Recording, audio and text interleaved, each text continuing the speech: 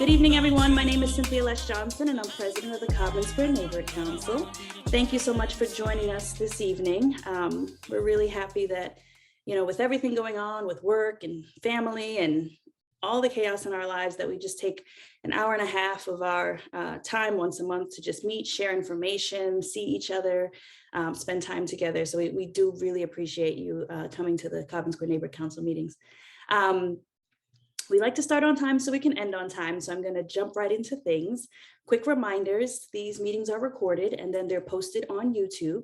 So all the information that you hear here tonight, if you want to share it with your friends, your neighbors, your family, it's just a quick link that you can send out and share.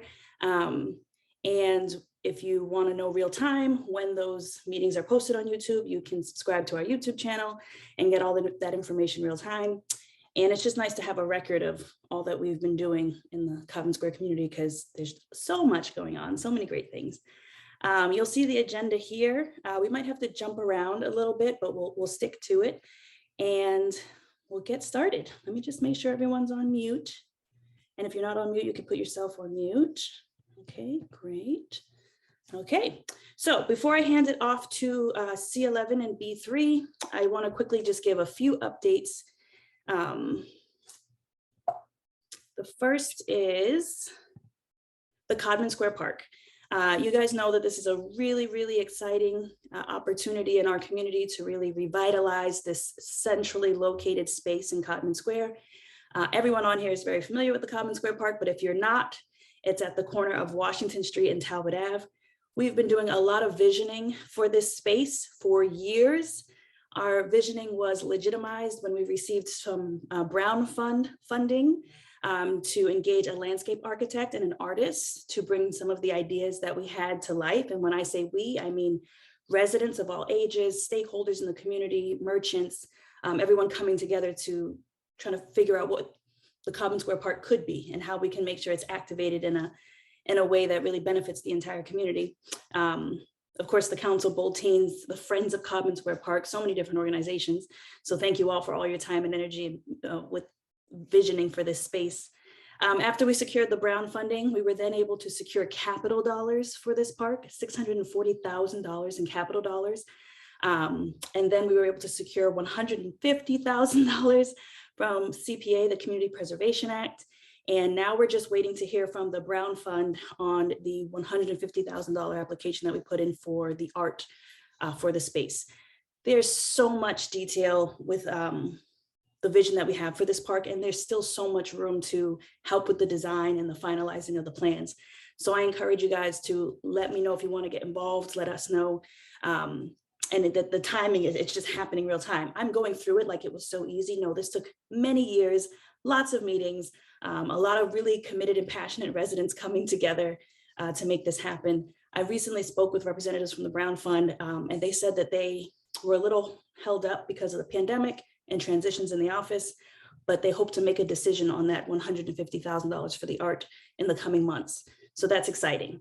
And the Parks Department reached out recently and said that they're ready to have community meetings to really finalize the design and the plan for the park. So there's still time to get involved and share your opinions and your ideas. I'll put a link in the chat on how to do that, but just make sure you get involved, because this is like an overview of some of the ideas of what we were thinking about. You can see a stage here, an I Am Codman Square piece here. The artist Destiny Palmer, she's local. She really integrated these patterns into the site plan that really look at all the ethnicities and the cultures of Codman Square over the decades throughout history, right? From the Native Americans to the Puritans to present time. Lots of history incorporating Second Church, removing the barrier between Second Church and the park parcel, and kind of creating a more inclusive and open space. It's going to be so amazing. So if you want to be a part of it, let me know so we can get you involved with the Friends of Codman Square Park. Any questions on the Codman Square Park? No? Are you excited about it? A thumbs up? Hey, Cynthia, I have a question. Yes. What is the estimated total cost? So in our visioning, at one point it was about $1 million. We're trying to scale it back to see what we can actually fundraise. But big picture goals, I think it's going to be close to $1 million. But, you can play around with, can we recycle some of the fences? Can we, figure out exactly what type of stone will be here for the sitting area? Like, we can kind of play with the numbers a bit to see, what we fundraised and what we can afford. But yes, a lot of money coming into this space to really transform this centrally located park. And Rep. Holmes, if you can help in any way, please help us. We've been able to secure a lot of dollars, but we need some state dollars too coming into the park. Now you got why I'm asking the question. That's the right answer. I got you. Now we're talking the same language. Yes, money, right? Okay. Yeah. Any other thoughts or questions? Hold on, I think there's someone in the chat, something in the chat. There is another phase of ARPA money coming. I'll talk about the budget and where we are now. So there's another phase coming. So I'm gonna try to sneak the Norwell Park money in, and I can at the same time try to sneak your money in as well. So that would thanks. be amazing. That would be amazing. I see Melissa said she's so excited. So yes. BJ, did you have your hand raised? Yeah. I was gonna ask if there were any city dollars secured. I came in a little late. So oh yeah, sure. Thanks for asking. Yes, so we were able to secure $640,000 in capital dollars. So it'll be part of the capital plan. Awesome. Thank you so much. And also thank you for knowing my name is BJ, even though that's not even displayed here. That's awesome. Well, I'm happy that you're on with us tonight. Excellent. And then the other update that I had before I hand it off was Love Your Block. As you guys know, it's the city's annual cleanup. This year, it's been a little non-traditional, and we don't have set dates for our neighborhoods, but we have really phenomenal civic groups in Codman Square, and everyone's been kind of organizing their own Love Your Block on different days, and that's wonderful. So for the Codman Square Neighbor Council, Bold Teens, Friends of Dr. Loesch Family Park, on May 7th, we'll be at the Codman Square Park and Dr. Loesch Family Park, loving on those parks. If you're interested and you want to get involved, let us know. This is not the only Love Your Block event. There are so many throughout our community, so make sure you support one of the different events that are taking place in some of the spaces that you might enjoy in Codman Square. So just mark your calendars this coming Saturday. That's what we'll be doing in those two parks. Good. Okay, now one last thing before I hand it off to C11 and B3. The Codman Square Neighborhood Council Board, a lot of us are on. If you're on, can you just raise your hand or maybe change your name and include board members so that everyone on the call knows that you're one of the board members that help make these community meetings possible, all the community events that the Neighborhood Council puts on possible, behind the scenes, just really doing a lot of the hard work. The board has been talking about when will we meet in person again? Some are ready, some aren't. We're still dealing with this pandemic and we want to be safe, and Zoom has been a wonderful alternative, but when will we return to some sense of normal? And so we're meeting as a board, and we decided we wanted to ask all of you on the call, what are your comfort levels? Where are you at? Are you out and about? Are you outside? Are you ready to meet in person again? If you don't mind, you can share, you can unmute yourself and share, or you can just put a note in the chat. We just want to get a feel of where people are at. And board members, please share your opinions as well so that everyone on the call can see what we're thinking about too. Anyone? Hello, everyone. It's Bikma. I'm a board member. I'm ready to come outside. I'm ready.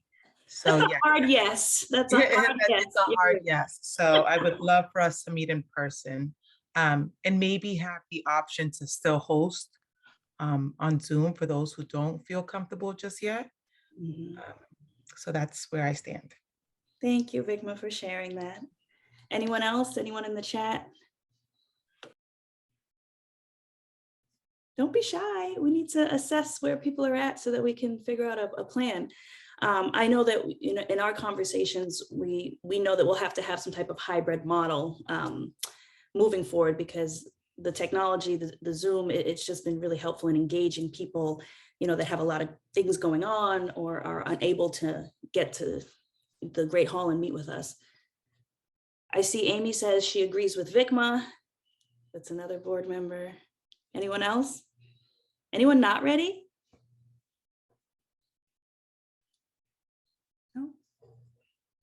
Melissa said, I want to meet in person, but would have to figure out how to do it with My babies, yes, your cute son, yes, yes, yes.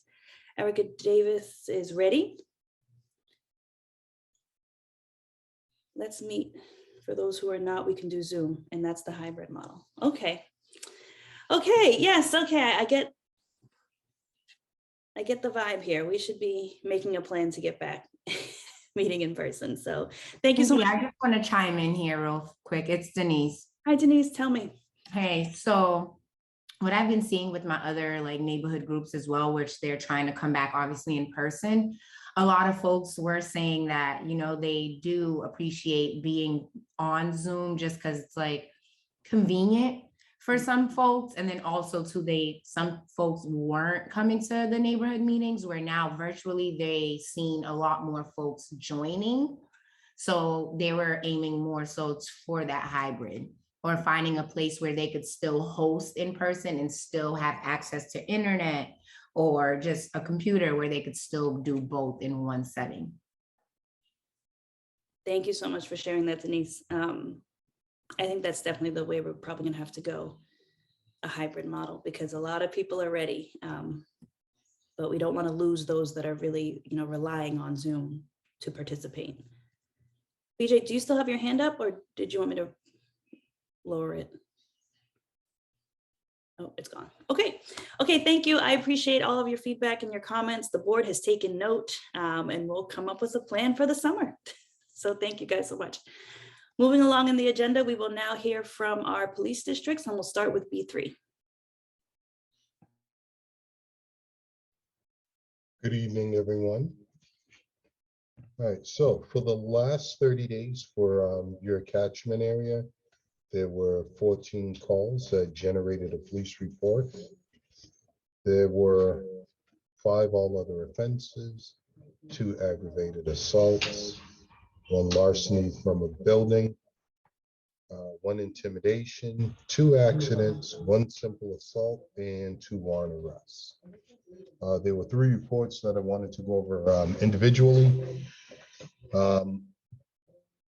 The first 2 out of 3, they were walk-in reports to report. One was an incident of bullying that took place at Tech Boston, which devolved into an assault and battery. A woman walked into the station, stated that her son was struck in the head with a tennis racket. The victim was taken to the hospital for further treatment of his injuries. There was some swelling on the head, and he was diagnosed with a concussion. Of course, that's being followed up by the school unit as well. And there was another incident. This one had some racial overtones. Once again, someone was being bullied at Tech Boston. Some horrific words were said, and that's being followed up on as well. There is 1 report which unfortunately involved teenagers as well. About 12:21 p.m. on Wednesday, April 13th. The gang unit responded to a radio call for a fight and a possible stabbing inside of Robert's Playground. Long story short, a gentleman got into a fight with a group of the juveniles. He started to run away from the group, didn't realize, well, he stated he felt a burning sensation on his arm. So he actually was stabbed. He was offered medical attention, to which he declined. Really didn't want to give up too much information regarding the suspects, and that is being followed up on as well. And that is all that I have for you in terms of reports. We cover a really tiny area for your catchment area. Thank you. Any questions for B3? I do. Hey, Officer Harris, it's Denise, the Mid-Dorchester liaison. I just wanted to flag for you guys. I also flagged it for C11. Just issues at the courthouse with just cars parked on the sidewalks. So if you guys can just kind of like flag that for you, for your team as far as enforcement around there. It's more for Absolutely. like officers and lawyers parking on the sidewalk, so residents have to kind of walk in the street. Okay, I and if believe- you don't mind me asking, ma'am, on what side of Washington? That's what I have to, BJ, if you also been getting complaints about this, I believe Councilor Worrell's office flagged this for our office around that. So it's just, I'm not sure as far as which side, because I know C11 covers the back side. So that's why I was just flagging it for you all as a whole. Oh, absolutely. I'll pass the information along. And the reason I was asking whether or not if it was on Washington Street, because on B3, we don't cover Washington at all. Okay. C11 covers both sides of Washington Street. Okay. However, on our side, we cover the side streets. So in that area, what is there? There's Dunlap, there's Tremlett, there's Wheatland. So we cover all of the side streets.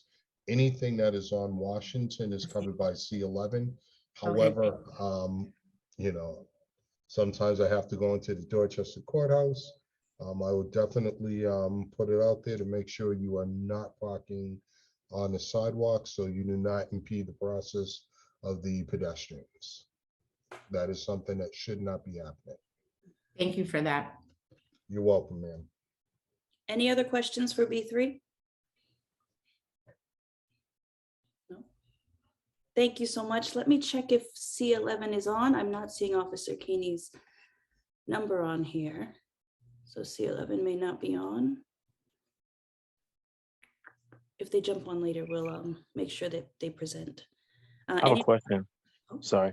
If C11 is not on, Officer Harris, I have a question. I know for a fact there was an incident that happened at the intersection of Brent Street and Wainwright, or Brent and what's the next street over? Yeah. Lithgow. Early Sunday morning, like 5:15 a.m., there was a shooting.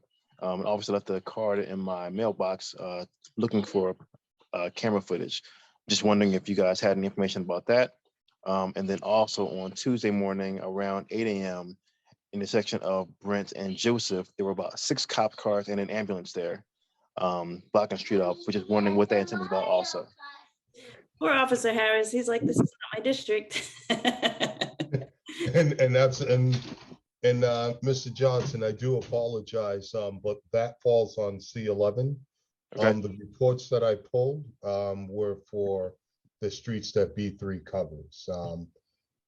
Cynthia, what I can do is I'll send a text message over to one of the officers I know at C11 to see if they're going to be on.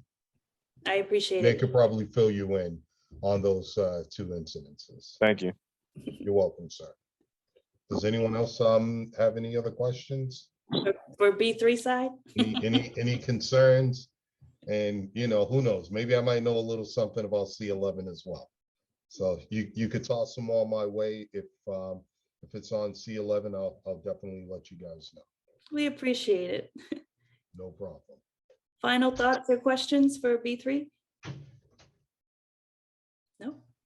Okay, thank you so much for your time and attention and for being with us tonight. No problem. I'll send that text message over right away. Excellent, thank you. You're welcome. Moving along in the agenda, we will now hear an update from the bold teams. Hello, my Wi-Fi is a bit unstable, so if I glitch, this is just a fair warning now. But as you all know, on July 15, 2018, the bold teams held an event with the Boston Public Health Commission focused on banning flavored tobacco products. On June 1st of 2020, we helped Massachusetts make history as the first state to end the sale of all flavored tobacco products, including menthol cigarettes. I would just like to give a second to thank Rep. Holmes for your support. On Thursday, July 22nd, 2021, youth from bold teams, including myself, met with staff from Ayanna Presley's office to share their support for the FDA's decision to ban menthol cigarettes and other flavored tobacco products. Last month, the FDA issued proposed rules to prohibit menthol cigarettes and all flavored cigars. Once implemented, this will be one of the strongest actions our nation has ever taken to drive down the number of young people who started smoking, and the number of Americans who are sickened and killed by tobacco, and we fully support it. The FDA will be allowing comments from the public on their thoughts about the national ban on menthol products starting on today, May 4th. The public will have the opportunity to support their either electronic or written comments through July 5th, 2022. The FDA will also convene 2 public listening sessions on June 13 and June 15 as an opportunity for individuals, communities, and organizations to share their perspectives. They do take all comments into consideration, and therefore it is very important that you educate the FDA about what is happening in our community, and I'm going to drop the link right now. Thank you, Kristina. This is exciting. Can we give the Bold Teens a round of applause for all their efforts around banning flavored and menthol tobacco products? This is a huge deal. To hear her tell the story from meetings in the Great Hall with the Boston Public Health Commission, trying to figure out things at a city level, gaining the support of our state elected officials and making progress at the state level, and now pushing through to see that type of change happen at the national level. So these Bold Teens are pretty impressive. Any questions for Kristina or any other Bold Teens on the call? Any questions about the proposed menthol ban? Kristina, how receptive was Ayanna Presley's office when you met with her? The Zoom meeting went really well. The person that we spoke to said that she was going to talk to Ayanna Presley and to show her our slides. Very cool. I see a question from our sheriff. Hey, Cynthia, how are you? Good evening, everybody. So interestingly enough, on this menthol cigarettes, I actually attended a forum on this in New Jersey last week. NOBLE, the National Organization of Black Law Enforcement Executives, had a panel discussion about banning menthol cigarettes. And they are against banning menthol cigarettes for this reason. They understand clearly the health implications of that. But they say there's a couple of things about it. From a public safety standpoint, criminal public safety standpoint, people that smoke menthol cigarettes or flavored cigars are going to find them somewhere. And their concern is that an underground market is going to be in effect. The other thing that they had mentioned is a lot of people, when they go to buy their menthol cigarettes, or cigarettes period, they go to a lot of the mom and pop local corner stores. And once they go, they generally pick up something else while they're there, i.e. milk, bread, things for the household, so on and so forth. They're not saying that people should smoke menthol cigarettes. In fact, they're saying people probably shouldn't smoke cigarettes, period. And their concern is, once, as I mentioned, the criminal element of it, because people will find a way to get this. It's going to be an underground market that's pretty lucrative, frankly. And the punishment, if caught, is really not that severe. It's a couple of $1,000s and you're back on the road. But what they were saying is if you transport an entire truck of cigarettes to anywhere, 400 cartons or more, you could actually realize millions of dollars in profit. And so their concern is that if you're going to ban menthol cigarettes, you should ban all cigarettes, not just menthol cigarettes. And what they were saying is that, and I did not know this, menthol cigarettes are kind of the cigarette of choice for people of color. A lot of people of color smoke menthol cigarettes. And when this legislation was put together, the health aspect definitely was in effect, but the public safety criminal aspect wasn't considered. And so I just offer you that, just to put that on the table, that insofar as this discussion about banning menthol cigarettes is concerned, the public safety angle needs to be looked at and discussed because it's pretty prevalent. And right now, Massachusetts, is, at least what I gleaned out of that forum, that panel discussion last week, is the only state that has banned menthol cigarettes. There's legislation across the country for the same thing to happen, but there are 2 legislators. I think it's and Russell, you can tell me, I don't know if he's a state rep or a state senator, Mr. Fatman, and there's another legislator that is trying to get that repealed in Massachusetts. So I just wanted to offer that. I think what the young folk are doing is significant and important, but we don't want to see the mom and pop stores get hit because people won't patronize them. But really, from a public safety standpoint, law enforcement is very concerned about the fact that this could be a growing underground market. So I just wanted to put that out there while you were discussing this. Thank you for your comment, Sheriff. Did you want to respond, Rep. Holmes? Yeah, so thank you, Mr. Sheriff, for those comments. And absolutely, we considered all of that when we, Cynthia and the whole crew was at the State House advocating. And the Black and Latino Caucus says, look, you have been, I want to try to be kind. You have been destructive to the Black community for decades, for generations. Yes, this is absolutely the cigarette of choice, whether that be Cool or Newport. We got that very clearly. And we do know there's an underground market because I can tell you now, my uncle smokes Newports and he still smokes his Newports like they were not illegal in the state. So you're correct, there's an underground market, but we believe that from a health perspective, that had to be our guiding principle, that you cannot prey on our communities for generations. And then I actually have a constituent who lives in the Common Square area that used to work for RJR, who were just very angry that we did this and said, hey, look how much money you're gonna lose in tax money. And I just had to remind her that the money we lose in tax money from the cigarette sales pales in comparison to what we have to spend out in mass health from what's killing our community so much later. So it is good to hear where you guys are in law enforcement. So we do have to figure that out.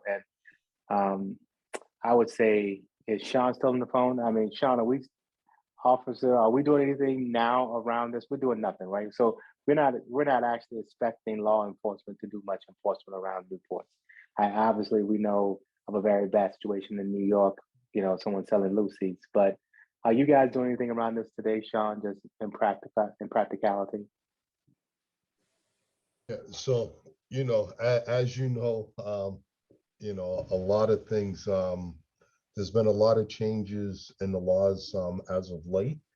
What I can tell you, at least, here in B3, I haven't run across too many reports for someone, selling, in essence, cigarettes that are now illegal, such as Newports. I haven't seen that has been much of a problem. Yeah, so Mr. Sheriff, we're not expecting, quite frankly, from the legislature, I don't think we were expecting our law enforcement to go out and enforce this very difficult way around the thousands of dollars. And then on the argument about the small stores, I can tell you, I've heard quite a bit from some of the, I would just say, some of the gas stations that are bothered by this. And it's just, again, I have to just say to them, if this is the way you're going to profit in our neighborhoods, we're sorry it may help to drive you out of business, but we're trying to find other ways for you to be profitable than just preying on our neighborhoods and killing a community that is, you're right, our cigarette of choice is menthol. So we should continue that. Holmes, if you don't mind, and I'm sorry, I don't mean to cut you off, Russ. No, we're good. When you had this convening of people, was law enforcement at the table? Yes, they were definitely in the conversation, and yes, this was the argument they made. And when it comes to Fat Men and the other Republicans, they can file whatever they want. That's not going to move anything in this building, because obviously, it's 37-3 in the Senate and 130 to 28 or something in the House. So yes, we've heard a lot about the fact that they're going right across the border, particularly on all of the states that are adjacent, people going across the border, getting cigarettes and bringing them back. But just as a Commonwealth, we think we should lead on this. That's why we're the only state in the country to do it. And we're hoping that this gives, so what Cynthia and her team is talking about now is exactly what we were hoping would happen, that we would give some impetus for the country to again ask this question: do we really want to still prey on Black and brown people? So that's what these Newports primarily are doing. Interrupt, because I know we have to move on. I just think that sure. This is so beautiful to see, right? The young people learn the truth. When Rep. Holmes says that menthol is our tobacco product of choice. That's not by accident. The young people learned how the tobacco industry has been targeting African-American communities for decades. It's by design, the same way that they target young people that are not legally allowed to smoke, but you know that young people are starting before the legal age of smoking. They have a strategy and it's working. And so that the young people learn this and then they bring it to their elected officials, you know, they're bringing it up and saying, we demand and want change. And, you know, they're being heard and they're being listened to. And now you guys, our sheriff and our state rep, have to figure out how to make it all work. So this is really beautiful to see. And I'm hoping the bold teens are taking notes here, because this is what, you know, accountability is about, and protecting our young people in our communities is about. So I really appreciate the discussion and the conversation, because that's how we get to solutions. And after we were— Cynthia, can I ask one other question? I'm sorry. There was a stat that your bold team gave me in our one-on-one meeting. I forget what it was, but it's one in something about y'all had the name of the group or the day they went away. I was surprised the fewer number of people who were now choosing to smoke. So what is that? What was the name of the group? I forget. Kristina, you want to share? Sorry, can you repeat that? What is the 84? So, okay, that's what it was. Sorry. So the 84, the number 84 represents the 84% of youth who don't consume tobacco products. And basically we're just an organization focused on mental health, focused on tobacco, and focused on problems we should as a youth. And keep in mind that that 84% was not 84% when I was young, right? It's all of these efforts, all these tobacco policy changes, this prevention work, this cessation work, that's making that number what it is. We're changing how people view tobacco use and exposure. So a big congratulations to all the teams doing that, because that number is impressive and it keeps getting better and better as we do this work. But the tobacco industry is creative. They have their nicotine water, their nicotine slides, they have their different flavors and creative ways to bypass our rules and regs to still engage young people in our community. So we have to be on top of it. Nothing more predatory for a while than Juul, which is another thing that we had to go after. The sexy electronic cigarettes. I mean, it's hard to keep up. Every time we pass a new regulation, they come in with something very sexy and exciting. Yeah. So this Cynthia, is great.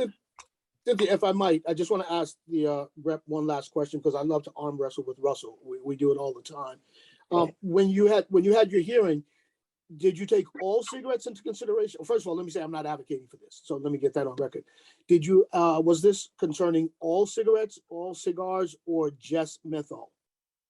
So this started with a Juul conversation where the question was, should we stop menthol with electronic cigarettes, right? And so the question was, well, it was going to be some cessation that a person who, if we want folks to move from a menthol cigarette to a menthol e-cigarette to off of cigarettes, then you need to have a menthol Juul. That's kind of how this whole conversation began.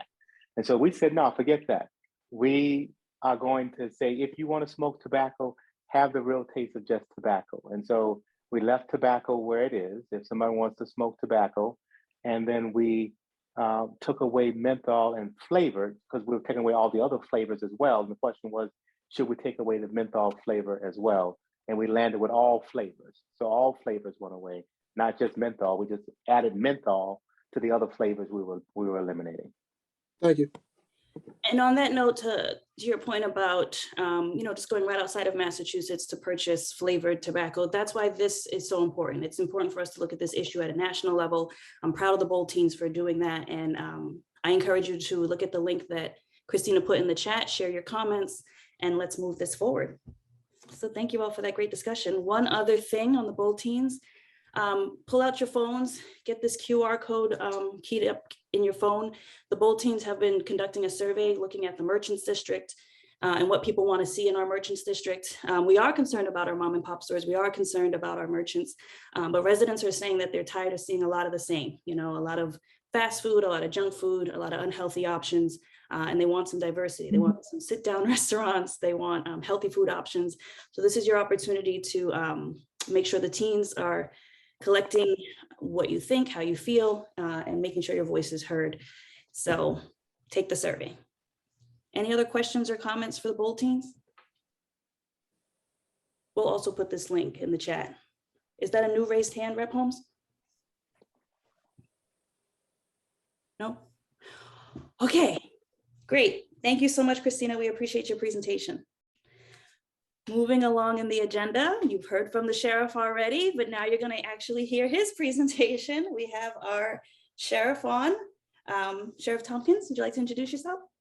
Oh, yeah, Suffolk County Sheriff Steve Thompkins, Boston, Chelsea, Winthrop, and Revere. Real quick, just two things that I wanted to bring to your attention.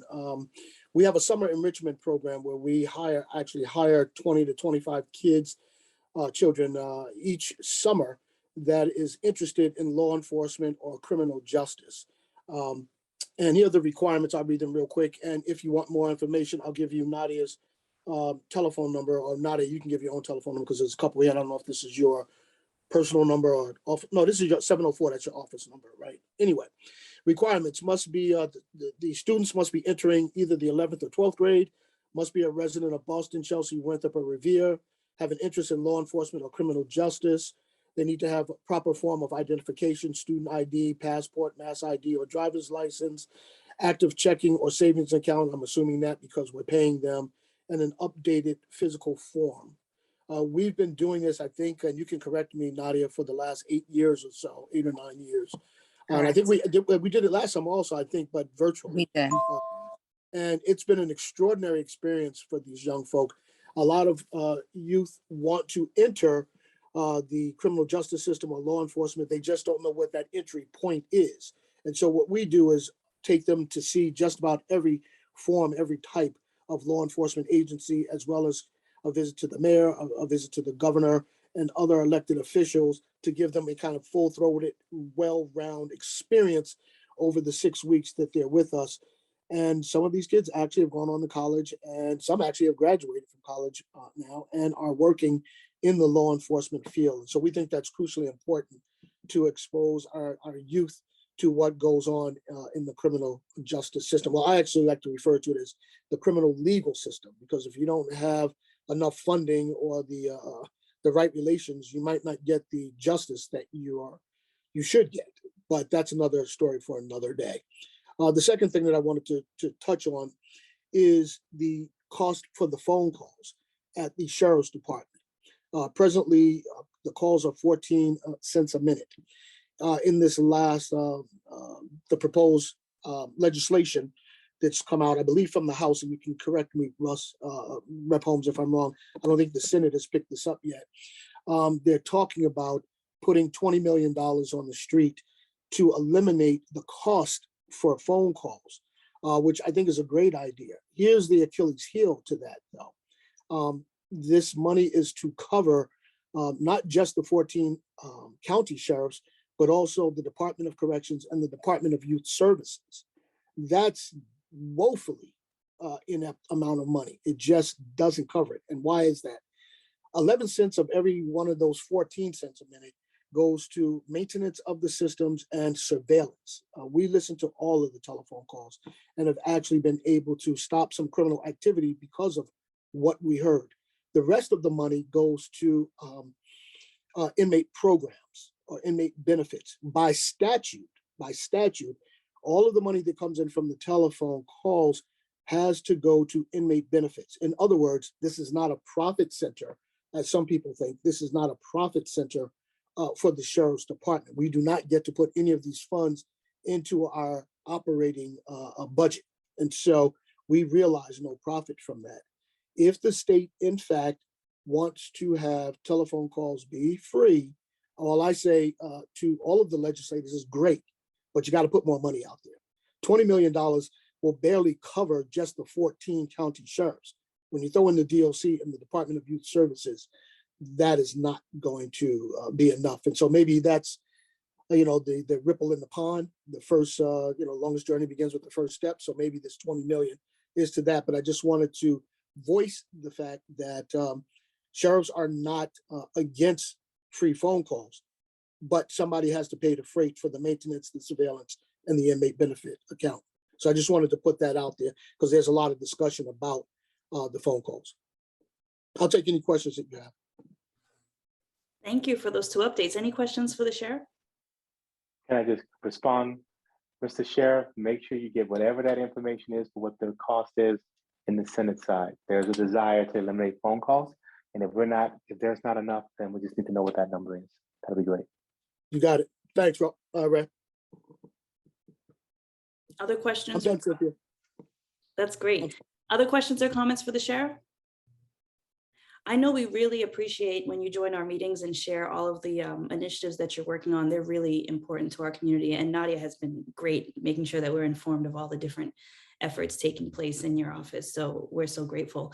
I see a comment in the chat. WOW would like you guys to send that group some information. That's another really great civic group in Codman Square. So if you can take down LaQuisa's email and send WOW some information, that'd be great. Yeah, if I can get some information about the kids, the recruitment of the kids, that would be great. Nadia is so good with this. I know she'll be all over it. We do a podcast, and we interviewed one of the former students, and my last question was, so what'd you think of Nadia's leadership? And I got to tell you, the superlatives were just endless. They really love how she's, and she's no shrinking violet.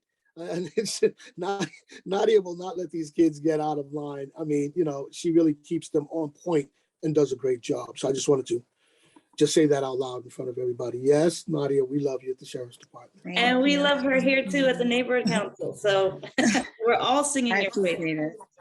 Thank you. Thank you. I appreciate all that. Well, thank you so much, Sheriff, for being on with us this evening. It's so great to see you. Thanks for having me. Okay. You girls, take care now. Have a good evening. You too. All right. Moving along in the agenda, if you guys don't know, we've been partnering with Boston Project Ministries and other really great civic groups in Codman Square on, and the Boston Public Health Commission is also involved on the COVID-19 prevention and immunization project. We plan to just all work together to just share information about COVID-19, the pandemic. It's not over. We're still in the middle of it. We're working through it. Is the representative on that's going to be speaking on the COVID-19 project? Are you on the call? Let me just check. Yes. So hi again. My name is Moon. I work alongside Miss Madi representing Boston Project. So we're just going to be giving you guys a little bit of COVID-19 updates, some things about masks, vaccines, the new variant, and some testing sites. So right now there is a new variant of COVID, Omicron BA2. It has been since dubbed Deltacron, since it shares very similarities to the original COVID variant and the pre-existing ones. Even though it is accountable for about 75% of the new cases worldwide, it has not caused any severe hospitalization or any changes to symptoms. So your current vaccines and boosters are doing well to protect you against them. As of the 19th of April, masks are no longer required on MBTA except for individuals using the ride services. Although the CDC does still strongly recommend that you do use them, they are no longer mandated. There's also several airlines that have resigned their mask policy, again, but they still strongly encourage individuals to continue masking as they see fit. Some of these airlines are like JetBlue, Spirit, American, very popular airlines. Some of this, the CDC recommends that anyone age 5 and older can get vaccinated to protect against COVID. They also recommend a second booster shot for older and immune-compromised individuals. This includes individuals who are listed at the age of 50 or older due to their inability to constantly reproduce antibodies. Here are some examples here are some immune compromised diseases like MS, sickle cell, cancer. If you yourself are dealing with this or anybody in your household, it is recommended that you do get a booster and also maintain mask policies. Here are some testing sites that are near you. And then if you don't see any sites near you, at the very bottom of this slide, there is a link that you can go to find the ones that work for you, especially within your time zone, or not time zone, sorry, within your work schedule, because we know that you guys work and sometimes some of the most common sites aren't really flexible to meet that to meet their needs. But if you use that link at the bottom, you'll find one that will work for you. And here are some of the vaccine sites where you can get a free COVID vaccine. And below also you can find different places where you can find vaccine sites. Also, I believe CVS and Walgreens are still offering free ones too. For any questions or comments, here are all of our emails and phone numbers. That is all we have for you guys. Any comments or questions for us?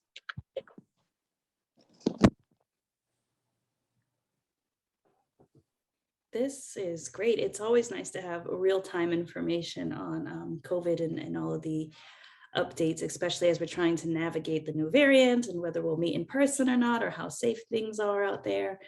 So this is wonderful. I'm so glad you guys presented this evening. Any other questions or comments? I know that there was an opportunity to have like a mobile van come to different sites and do, I think it's vaccinations. Do you guys know about that? Yes, so actually recently, the Boston Project had their own Love Your Block Day, where we had a mobile vaccine bus come. Essentially, it was open for anybody to get their first or second doses, their boosters, and it was free to anybody there, even if you didn't have health insurance. So I can definitely send out the information for that if anybody wants access to this for their own events and help like get more people in the community to be vaccinated. That would be wonderful. Yes, definitely share it with us. And how did it go?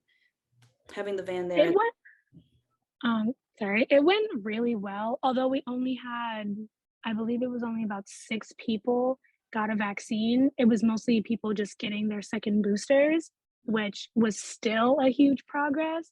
But it was nice to know that a lot of people who came to the event were fully vaccinated. We had also offered like little COVID care packages as well. We were handing out free masks, thermometers, as well as home testing kits. So if any of you guys are low at home testing, I can get you in contact with Miss Madi. She has more than enough to go around. Excellent. Well, thank you so much for all that you're doing, and thanks for being with us this evening. Thank you for having us. Great. Moving along in the agenda, we'll now hear from the Massachusetts Housing Partnership Financial Assistance Program. We have LaQuisa on. She's from our neighborhood, and she's going to tell us about some really exciting resources and opportunities that we should be taking advantage of. I'm going to share my screen. So I'm not going to take up too much of your time. Cynthia put me on a time limit. So my name is LaQuisa Burke, and not only do I live in your neighborhood, but I also am the president of the Western Washington Coalition, which we're just on the other side of Washington, taking care of like Norwell, Millett, Spencer, Wheatland, like all those little streets in between. But I also, in my day life, I actually work for a mass housing partnership, and it's my job to go around and make sure that everybody is informed in regards to the One Mortgage program. And then I'll tell you about a couple other programs that we're actually offering at this moment, on top of the home ownership assistance fund that I'll go over as well. So just to kind of give you guys a little bit of detail, I'll go through this fairly quickly, so you'll have a few minutes to ask me some questions. So what is the One Mortgage? Essentially, One Mortgage is Massachusetts' most affordable mortgage, and we'll get into some of the benefits on why that is. One of them being is that you get an interest rate discount. Number 2 is that you'll have a very low down payment. You'll also have no private mortgage insurance or mortgage insurance. So for the homeowners that are on the call, you know how important it is to maybe not have private mortgage insurance. This is something that they will charge you usually if you're like, don't put down enough money. If you have a very low credit score, the bank will consider you a high risk. So therefore they'll add on like private mortgage insurance, but with the One Mortgage, there's no private mortgage insurance. And then also for certain borrowers who qualify that fall below a certain income level, they can get financial assistance from MHP in an amount for up to about $12,000, right? So how the interest discount would work is that the borrower will always get 30 points off of the national standard. And what that means is, like, say today, the national standard was, I actually checked it, it was 5.10. With the one mortgage, you'll be at about a 4.8%. So again, you're always going to get that interest rate discount. Usually the way that, interest rates work, or how you figure out what interest rate you're going to get is, like, usually if your credit score is really high, you'll get the lowest interest rate. But with the one mortgage, we always give you a discount as long as you meet our minimum requirements, right? So how down payment works: with the down payment, you can buy a condo, single, 2-family with a 3% down, where 1.5% has to be your own funds. The other 1.5% can actually come from a down payment assistance program, which the city of Boston does offer, which is super exciting, that you can use for your down payment. And if you want to buy a 3-family, we do ask for a 5% down, where 3% has to be your own funds. The other 2% would have to come from a down payment assistance program. If you have the 3% and the 5%, you're more than welcome to just put that down and kind of move along with your process. What we mean by it being your own funds just means that it needs to be in the bank, and it needs to be in there for at least 90 days to be considered seasoned money. So therefore, so as long as it's in the bank and it can be verified for 90 days, that will be considered your own funds. Another benefit, like I mentioned before, is that there's no PMI. Again, the reason why you would get PMI is if you're not putting down enough money. Usually, if you have a very low credit score, they would consider you a higher risk borrower. So therefore, they're charging you for that. This is essentially money that would actually get added on top of the mortgage that you're actually already paying. But with the one mortgage, you never have to pay that. And the reason why is because MHP actually covers that. We put aside like 1% of the loan to kind of cover if you was a default on your loan. So there's no PMI, so that's actually another savings that you would get with the program. Also, like I mentioned before, if you fall below a certain income, which is usually the 80% area median income, you could qualify for extra funding from MHP up to about $12,000. You'll receive these funds for the first 7 years of your loan, therefore giving you a discount within the first 7 years. By year 8, you would be paying what you would pay in year 1. Essentially, this is a 0% interest loan that does have to be paid back upon refinancing or selling of the home. However, there's options if you could not pay that back at said time. And then we can get into more of that, but this is just like a quick overview. So one of the requirements is that you must meet our household income limit. And what that means is that you cannot make more than what is required for the program. So within Boston, for 2 people, they could not make more than $112,000. If they made $90,000, they would qualify. If they made $114,000, they would not qualify. Unfortunately, we do try to make sure that we're dealing with the people that actually need the program the most. So therefore, we do follow these HUD guidelines and limits and requirements. There are no exceptions to the income either. So if you're over by like even $1, you wouldn't qualify. You also need to meet our asset limits, which would be $75,000 in assets. Anything that we would consider to be an asset would be anything in your savings in your checking accounts, your stocks, your bonds, gifted money. That's like, hey, my grandparents gave me some money, you put it in a bank. Gifts of equity, I'm buying a house, it's worth $400,000, I'm buying it for $300,000. You have $100,000 in equity, you wouldn't pass the asset test. So keep that in mind if you're buying a property for, a lower price. Any investments that you may have in any land that could be worth anything. Some of the things that we do not count, which would be most retirement accounts, but we do count Roth IRA accounts, and that's just because they're pre-tax. We also do not count college savings plans. You need to be a first-time home buyer in order to qualify for our program. That just means that you have not owned a home within the last 3 years. You have not had your name on title or deed to any home within the last 3 years. The credit score, for credit scores, if you want to buy a condo or single, it's a 640 credit score. For 2s and 3s, we do require a little bit higher credit score of a 660. And even though you're only meeting these minimum credit scores, you will still qualify for all of those discounts that I mentioned before, which is the low down payment, the no PMI, and the interest rate discount. You will get all of those benefits, even though, you know, you don't have that 740 or that 780 or whatever. So this is the reason why we're really proud to, you know, talk about our credit scores. If you cannot generate a credit score, we do have non-traditional ways of looking at that by collecting like your rental history and different things of that nature. Okay.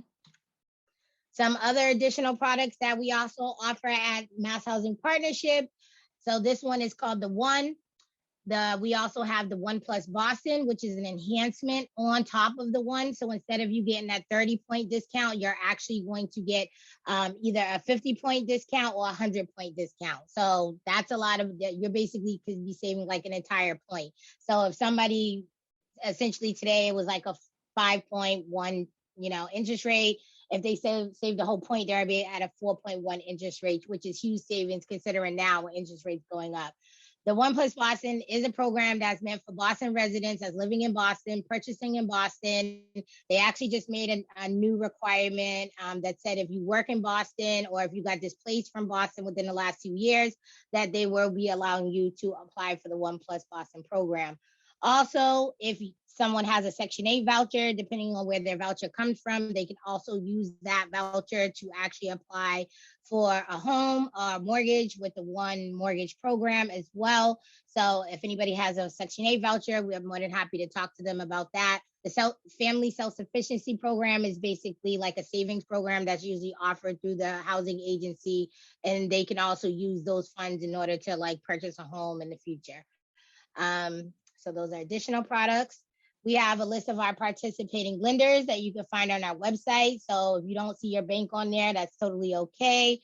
But in order to participate in the One Mortgage program, the One Plus Boston program, you would need to speak with one of our participating lenders. So the last benefit, another program that we're actually offering right now that just actually got started a few months ago is called the HALF program, which is the Home Ownership Assistance Fund. And basically this fund was actually created to help any homeowners that actually fell behind during the COVID. So essentially there will be requirements that would go with this. One of them being is that you must own the property for which you're applying for assistance, and you have to have missed at least 3 payments. I know everybody's like, oh my God, why do I have to miss 3 payments? It would be better to miss like if I missed 1, but essentially these are the rules. So at least 3 payments behind, and you can use this particular program. You must be applying for expenses related to the primary residency that you're using. You must have experienced a hardship during COVID anytime after January 21st, 2020. And then you also must be under the income of 150% of the area median income. And you can actually click on this link here, and I'll send this out to Cynthia as well. And it'll bring you to a website, and it'll ask you how many people you have in your household, and also what your income would be. And then it'll say, yes, you can apply, and it'll tell you to move forward. So this is a really important program, this HALF program, for anybody that has fallen behind during this time. I highly suggest they're cutting checks for 30, 40, 50 grand. It does not matter like how deep you're in. Just try to apply for these funds because they're out there willing to help people. And then just on my way out the door, we have some housing that is available on Noble Street. The last day to apply is May 9th. They are 2-family houses that will be going for sale right at the corner of like Norwell and Park Street. I don't know if you guys driven down the street and may have seen them, but if interested, definitely email info@241norwell.com, and you'll be able to connect with Denisha McDonald, and she can get you through the application process. Again, the last day to apply for this will be May 9th. So in addition, I am just going to go ahead and end it right there. I kind of like flew through this, but I will send this presentation out to Cynthia. So make sure that you guys actually have a copy. And I also put all my information in the chat in case you guys have questions. So there you go.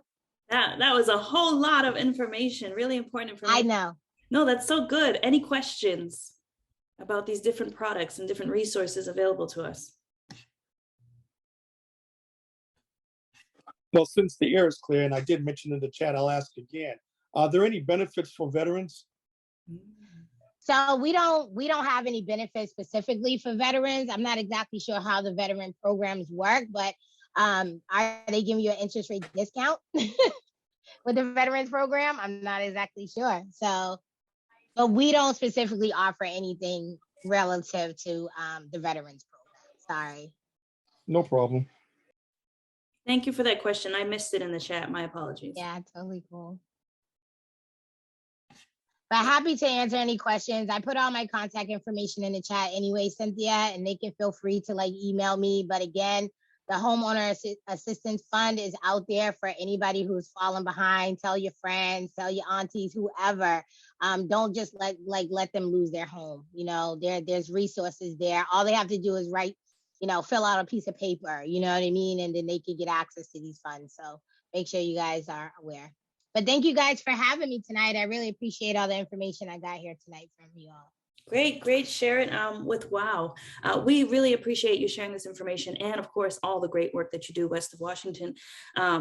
We want to make sure that residents in our community take advantage of these different products that are out there. A lot of us don't know that they exist. So the point of these meetings is to take this information and, like LaQuisa said, share it with your neighbors, your friends, your family. She's put her information in the chat. Can you repaste it just in case people aren't scrolling way up? Yep. And maybe you don't want to ask too many questions right now, but there are some pretty amazing products that she shared, and we should be sharing this information with our neighbors, because people in other parts of the city are taking advantage of it. So we need to make sure we're taking advantage of it here in Codman Square. Thank you so much. I don't think Milton is on for Norwell Street, so we'll jump around a bit. And then Nika, the state representative, asked to be on, but I don't think she's on at the moment either. So we'll move along. And I'll call Nika now. Oh, great. Denise, did you want to give the updates from the Mayor's Office of Neighborhood Services? I will send those to you. Unfortunately, I'm driving, so I don't have access to the updates on me, but I will send that to you in a link as well. And if anyone wants to reach out to get that personally, they can as well. Great. And I want to just take a minute and thank you for all of your help, your time and attention to making sure that we had our Love Your Block event this year. Your passion and dedication helped keep us focused and motivated and get organized despite all the moving parts and transitions and changes. So thank you. Well, thank you for that. We're really excited for Love Your Block this year. Did we want to hear any updates from any representatives from different city council or state representative offices before I hand it off to State Representative Russell Holmes? I'm here. Hi. Good evening, everyone. I'm Lisa Searcy. I'm from City Council at Large, Erin Murphy's office. Great to be here. A lot of information here tonight. Go Codman Square. I live in the area, and this is just amazing. I'm glad I'm here. Just a few quick things from Councilor's office. Friday, May 6th at 10 a.m. There'll be a hearing on mental health awareness and wellness, especially around our BPS students. It'll be held at City Hall, and it's also now has a virtual link. So I'll put that in the chat. And let's see what else we have. 311 calls. There's been an uptick in the rat infestation in our city. There's our rat infestation. Gosh, 5 families had to be relocated recently due to the infestation in a shelter. Don't wait for it to become a huge problem. If you see them, call 311, get a ticket number. If you don't get a response, you can always email us. I'll leave that information in the chat as well. Let's see, our mayor has opened up the budget. Mayor will also proposes $1.88 million for the investment of Office of Returning Citizens. Let's see, what else do we have here? I mentioned about Friday, COVID testing. If you have any at-home COVID tests, make sure you check the expiration dates on those. Everything does expire. Let's see, Success Link is still open for our young people, and encourage you to join Councilor Murphy's newsletter mailing list to get, hold of some of the great stuff that Councilor's doing throughout the city of Boston with homelessness, mental health, the veterans. I know there was someone here had a veterans question. Definitely join the newsletter mailing list, and many grants are coming out. There's the Love My Block. There's a whole lot of great stuff. ABCD summer jobs just opened up, ages 14 to 21. There's just so much, I can't fit it in here in like 5 minutes, but I'll leave the info in the chat. But I really, really do encourage folks to join the newsletter. You learn, there's so much, not always, not a whole lot of bad things going on. There's some good things going on in our communities and in our cities. And then we can share information and get it out. Working very closely with our seniors, because our seniors have really been impacted during this pandemic. We're getting out and moving around a lot more, but our seniors are still a little apprehensive. So, check on our seniors that are out there. Let's see, with that being said, SNAP has actually, they have a program now where you can use your SNAP benefits, EBT cards to order groceries online. So again, join Councilor's newsletter. All this stuff is in the newsletter. If there's any questions, I'll leave our information in the chat. And again, thank you. Thank you all. Awesome group. Quick question. You said a large rat infestation. Yes. Are there any traps available? Those little black things there? The little housings? Yes. I don't know if ISD is giving them out, but I know that the exterminator that comes out to our home, he comes once a month, and he brings the new bait traps in. But there's a huge infestation. Unfortunately, 5 families had to be relocated. They lost everything due to the rat infestation. So, I mean, if you see one today, call. Because if you see that one today, there may be 50 more million of them tomorrow. And I'm not even exaggerating. There is a huge infestation of rodents in our city and in our communities. Hey, Lisa, can you share where that was? The neighborhood? Sure. Hi, Rep. How are you? Do you know what neighborhood it was in? It was on Walnut Park. Walnut, okay, so Roxbury. Okay, thanks.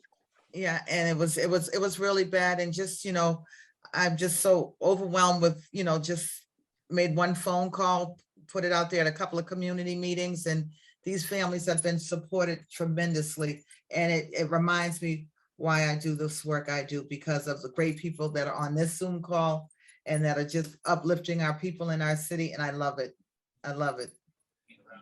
Do the coyotes like rats?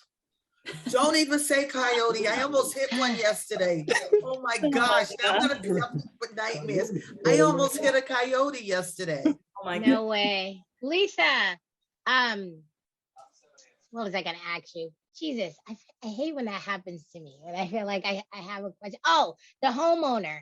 Who is the landlord of the property? And is this person like only owns maybe one extra house, or is it like a landlord that owns multiple properties where they're just historically not taking care of the properties? Because I mean, if there's a rat infestation, right, there had to been complaints about it, right, that just kind of fell on deaf ears, right?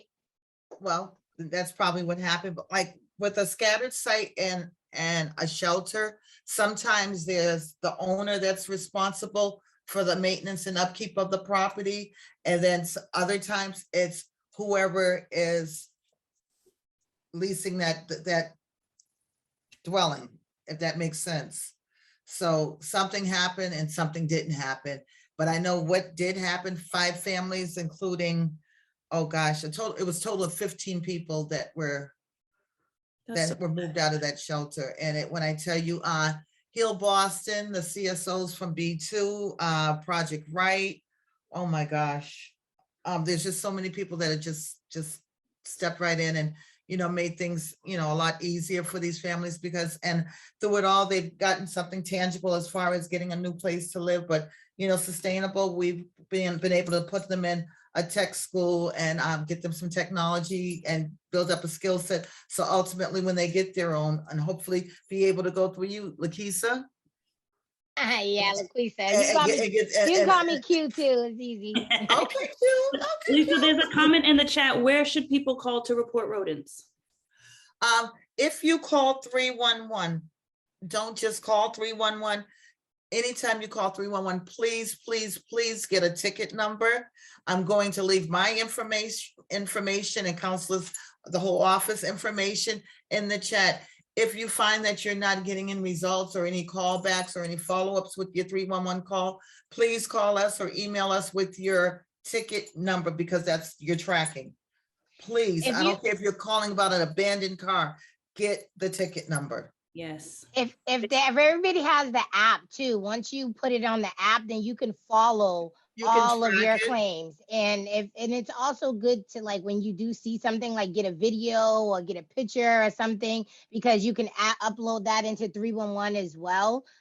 Just to kind of keep track of all the stuff that you've been reporting. I know I'm like a 311er.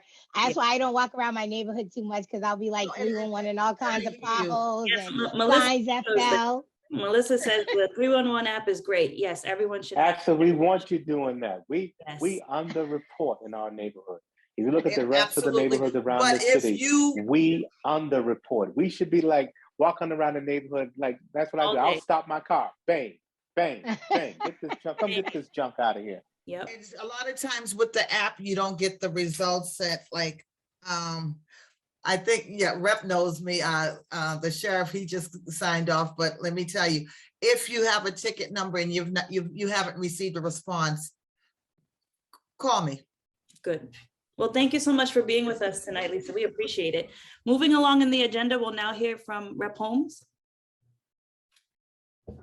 Actually, I was hanging because my partner was going to get on the line. Did Nika join yet? I just texted her the information. Did she say she'll make it? Yes, I tried. I'll take all 15 minutes, but I was saying, look, don't be disappointing Codman swear. You need still to have announcements too. We still have announcements too. So. All right, why don't you do the announcements, and then why don't you do that, and then I'll see if she joins, because I have actually quite a bit. You want me to just go on and go now? Yes. Okay. All right. Okay. All right. I'm going to begin tonight with just reminding folks of the process, because there's been just a lot of statements being made. And if Nika joins, I will shut down and go right to her. But what you may not realize is that we have, with the COVID and with what's been happening with the feds, we've actually, as a state, been getting more money than we anticipated. When we went into COVID a couple of years ago, we expected there to be this major downfall for the revenues that happened within the Commonwealth. We, of course, had an awful lot of support from this. The link isn't working, she says. Can you please send it to me? So I'm sorry, can you drop the link in the chat for me? Then I can just text it to her. That would be easy, probably the easiest way for me to get her the right link. Yep. Is that okay? Yep. Sorry for doing that. That's all right.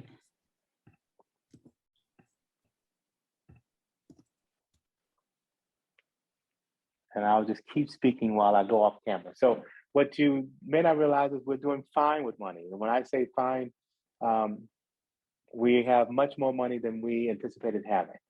And so as a consequence, when we have more money than we anticipate having, what we then do is we make some decisions. We make some decisions on how to spend the money. And the big thing that we've been hearing a lot about is, hey, why don't you lower the gas tax? So there's been a lot of questions of why don't we eliminate the gas tax?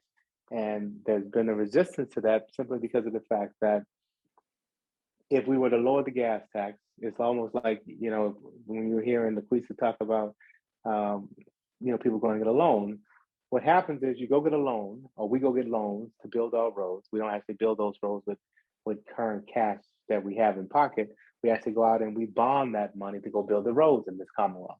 And when you go, just like you go get a loan for the house, there's an anticipated amount of revenue from your income that you, like LaQuisa was talking about, you can't earn too much, you can't have as much in assets, and that's the same rule. And so what happens is we go out and we go build all these roads on bonds, and then we get a rating for our bonds, just like with your credit report. LaQuisa was talking about, hey, you have to have a 640 or 660. We all get rated as states about how well or how reliable we're going to be. I say all of that to you to say, I see Nika just joined, but I'll just finish this thought. I say all of that to say to you that if we were to lower and eliminate the gas tax, we would then be, just like I was saying, what LaQuisa was saying about her income, we would be lowering the anticipated revenues that all of the bonding agencies would have expected us to have. And so, yes, we could lower the gas tax. Yes, there is some money that we could then hand back to you as citizens, but that is not the route we're going to go because of the fact that we do have some of the extra money and we're going to choose other ways to do it. Let me just wrap on this and then I'll be done and let Nika go. There are multiple ways that we've been hearing about this. So just to give you an example, 2 of them, and I'll then go. The governor has an idea of, hey, he has this whole litany of things of, hey, let's give money back to people. One of his ideas is to let's raise what we call the estate tax in the Commonwealth. So today, if you have more than $1 million, we're going to come and get some money after you if you die, if you have more than $1 million. So he says, okay, let's raise that so that we don't come after you until you have more than $2 million. And so that's one idea. Another idea, there are many ideas, but to give you another example is, hey, let's raise the amount of exemptions. Like when you do your taxes, the state exemptions, let's raise that and see if we can help people that can lower their taxes because of the fact that that helps the lower end. To give you a sense of what I'm saying, we can help about 881,000 people in the Commonwealth by raising the exemption. That's going to cost us about $74 million. Now, we could also go raise that the tax exemption, the estate tax, and that can help only 2,500 people, and it costs us $234 million. So when we're having this conversation about what to do about taxes, and I'll have more next month, I'm gonna give it to Nika, know that I'm gonna land on, I'm helping the poor people. I ain't studying these people who have more than $1 million. I'm one of them. And when I die, either tax my estate more, or I'm gonna come up with every strategy I can. I'm gonna put half the stuff in Cherie's name, half the stuff in my name. We're gonna have $2 million. We're gonna figure the thing out. But we all have financial advisors and we can figure out how to hide money. And I'm not gonna help those 2,500 people. Nika, you're up. Thank you so much, Rep. Holmes, and thank you for cutting your time short. See that comment in the chat by Mike. The representative is here. She is running for second Suffolk State Senate. And I know we're short on time, but we definitely want to hear from her. Well, thank you, Cynthia, and thank you to the whole Codman Square Neighborhood Association. I am so excited to be able to run to represent these new neighborhoods. So right now, I'm a state rep. I represent parts of Mission Hill, Jamaica Plain, and Rosendale on the Boston side. And we would add to that in the newly drawn second Suffolk, the neighborhoods of Roxbury and parts of Dorchester and Rosendale and Hyde Park and Mattapan as well. And so for me, getting to the neighborhood association meetings, the tenant task forces, the homeowner associations in my current district, and will continue to be true going forward, is the bedrock of how I formulate my policy. And so we'll be continuing to check in, myself and my team, to make sure we understand the issues that you're raising here. I'm sorry that I could not make it earlier today, but we have the whole spring and summer ahead of us. And I also have the kind mentoring and partnership of my brother in service, Russell Holmes.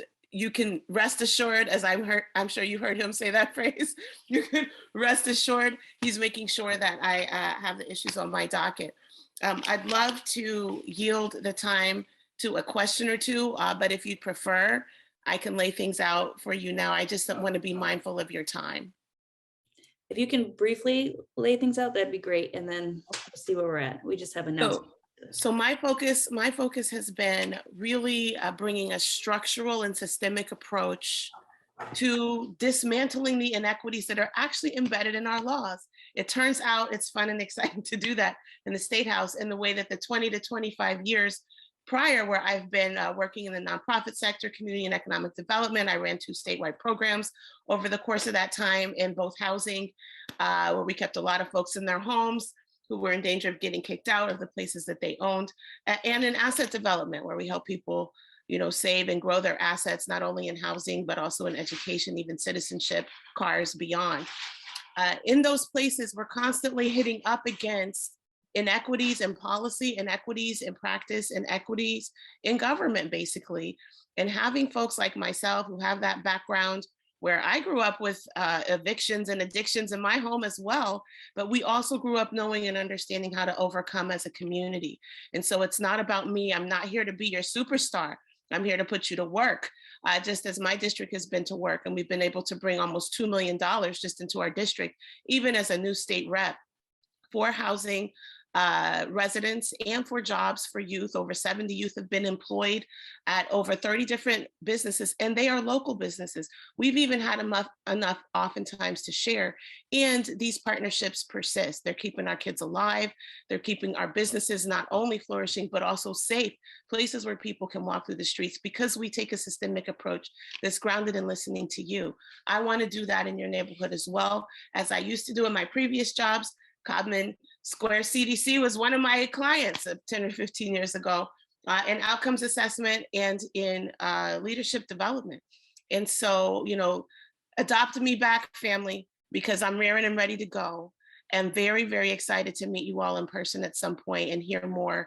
And you will see what you say to me reflected not only in my campaign, but also in my governance. This is great. Thank you. A lot of the issues that you touched upon are near and dear to our heart. We'll send you links to our community meetings so you can see some of the issues that we're passionate about and that we're working on. Awesome. Any questions for the representative?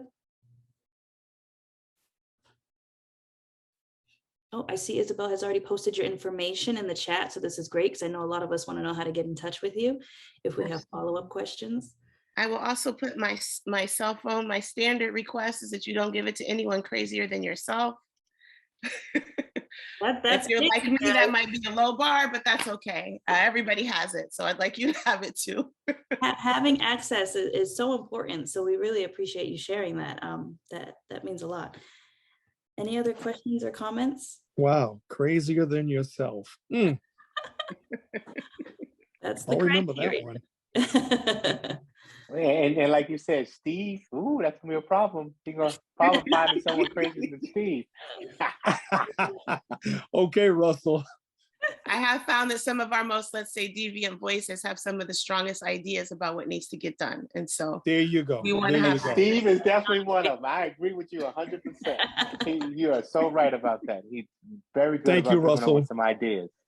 Well, this is great. We look forward to continuing the conversation with you with regard to some of the health equity issues that we care about, access issues that we've been talking about. We really want to improve the quality of life in our neighborhood and health outcomes in our community. And so we'll share more about the work that we've been doing when we have more time.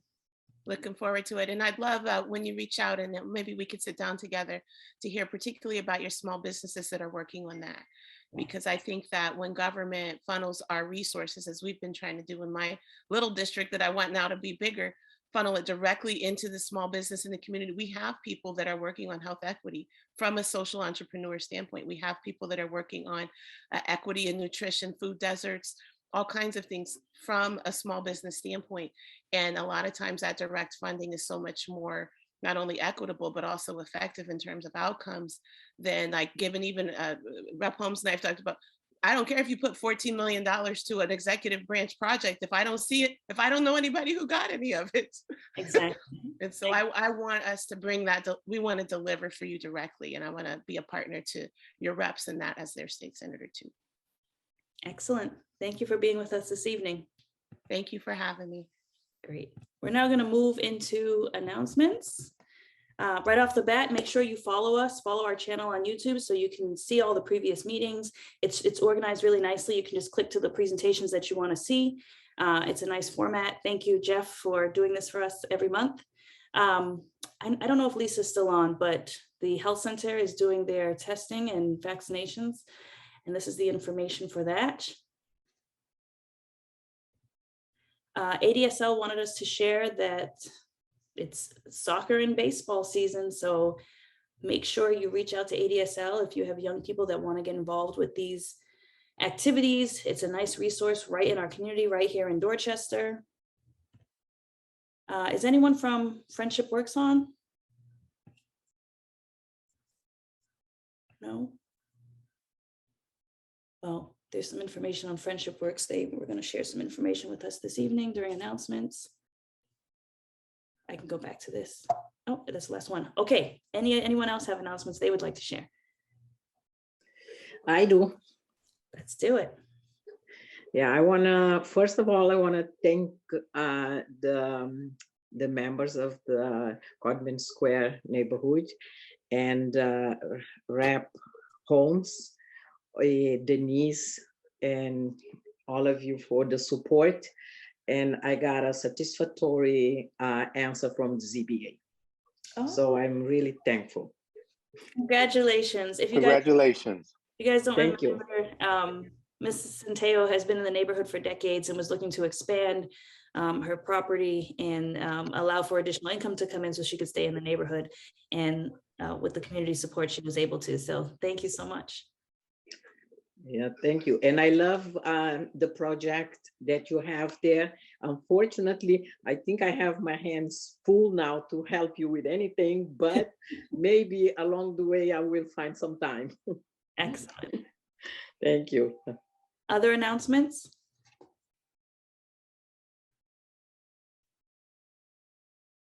Other announcements? That was one of my favorite announcements because rarely people come back and just say thank you, Cynthia. You know what I mean? They come back and they ask us for stuff all the time, but it's rare that someone just comes back and says thanks for doing what you do. Yes. That was nice to hear her do that for Denise, because Denise is the one who carried that ball for me. So thank you again, Denise. Yeah, I think I agree with Holmes. That's huge. People are often here to ask for things, but never to, come back and say how they'll give back or to say thank you. So that's a big deal. Okay. No, I have a lot of projects that in my mind, but I'm pretty sure I'll have enough time to put it together, and one of these days I'll communicate. Maybe it takes a while, but I will.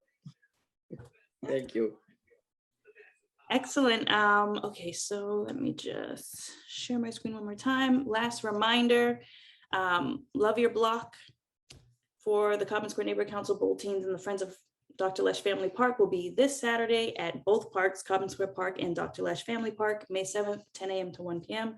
If you're interested, come out and help us love on these parks. And also just stay tuned for all of the other wonderful Love Your Block events that are happening throughout the community. The bulletin shared that the FDA is seeking comment with regard to the menthol ban nationwide. So make sure that you utilize that link, make sure your voice is heard, and make sure you take the teen survey on what you would like to see in the Merchants District, because I know we would like to see some change and some diversity. If there is nothing else, Rep. Holmes, no other comments or questions? Then I'm going to close. It's 8:30. It's time to go. Start on time, end on time. Thank you so much for being with us this evening. I see one more message. Brandon, the new Recruitment and Alumni Relations Director for Youth Build, and he's introducing himself. Brandon, that's great. If you want to present at some point at a future meeting, just let me know and you can have some time. All the information you gathered in this meeting, all the information that you heard, please share it with your friends, your family, your neighbors. We'll post the link on the website. Go to YouTube and follow our channel. Thank you for your time and attention. Have a good night. But I wanna be the judge I wanna see.